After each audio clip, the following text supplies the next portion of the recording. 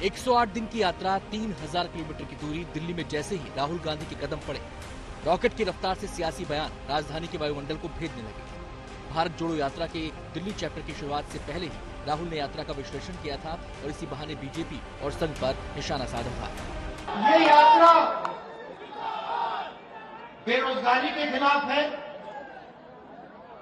महंगाई के खिलाफ है,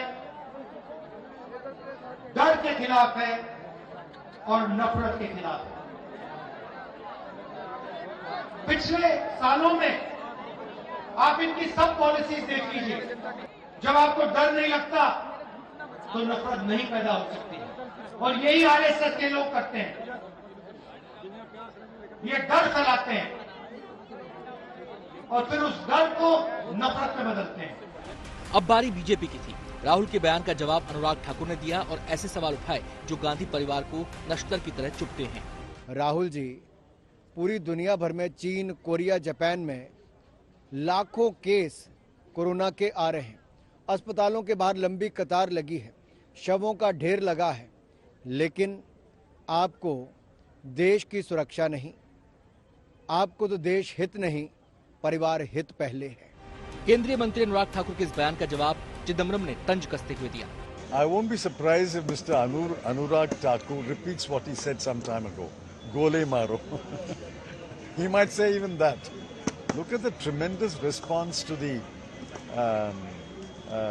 yatra. Look at the lakhs of people who gathered on the road between Faridabad and Delhi. I mean, he's a big minister. We are small people. परिवारवाद पर हमले की बिना परवाह किए हुए दिल्ली में पूरा गांधी परिवार जुटा। सोनिया गांधी खासतौर पर भारत जोड़ो यात्रा में शामिल होने के लिए पहुंची। उनके साथ प्रियंका और रॉबर्ट वाड्रा भी राहुल गांधी के साथ कदम से कदम मिलाते नजर आए। प्यार बांटने वाली दलील के साथ राहुल ने दिल्ली में सुबह राम दरबार मंदिर के दर्शन किए तो दोपहर में हजरत निजामुद्दीन की दरगाह पर जाकर दुआ भी मांगी। नफरत और बांटने वाली सियासत को लेकर एक बार फिर जंग कांग्रेस और बीजेपी में हुई।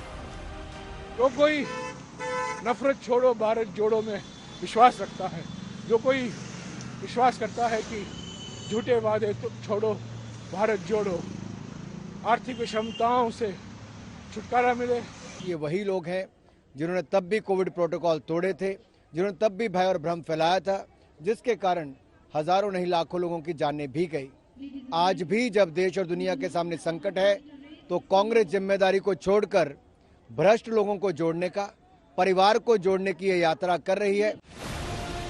कन्याकुमारी से भारत जोड़ो यात्रा की शुरुआत हुई थी, लेकिन दिल्ली पहुंचने से पहले इसके साथ आरोपों के कई इश्तेहार चस्पा हो गए। ताजा तो कोविड को लेकर ही है। दिल्ली में दस्तक से पहले ही केंद्र की तरफ से यात्रा को लेकर चिट्ठी थमाई गई थी, लेकिन कांग्रेस का आरोप है कि इस यात्रा की कामयाबी से केंद्र हिल गया है, इसलिए कोरोना की आड़ में एडवाइजरी जारी की जा रही है।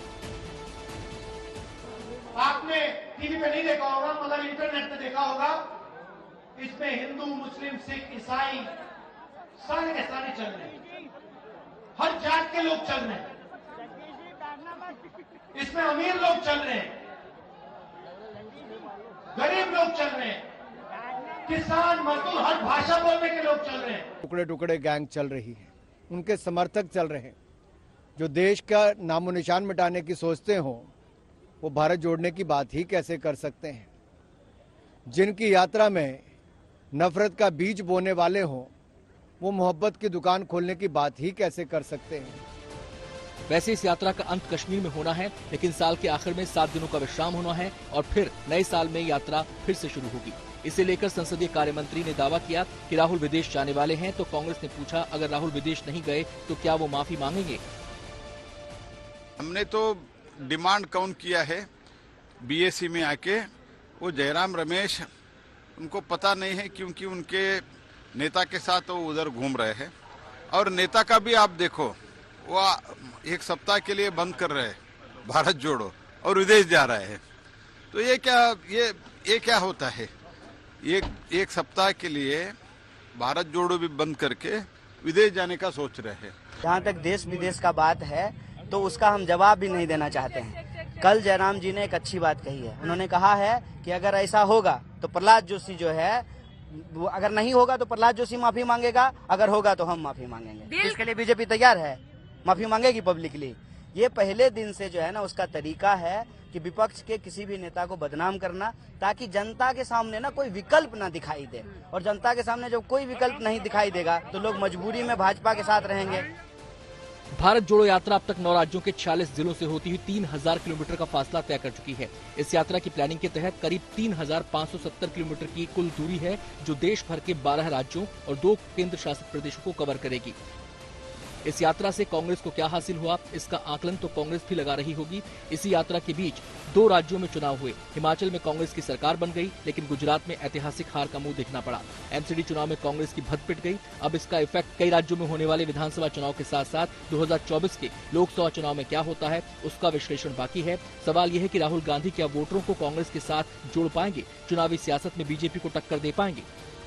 दिल्ली में मौसमी सिंह, सुप्रिया भारद्वाज, अर्पिता आर्या और हिमांशु मिश्रा के साथ आज तक ब्यूरो।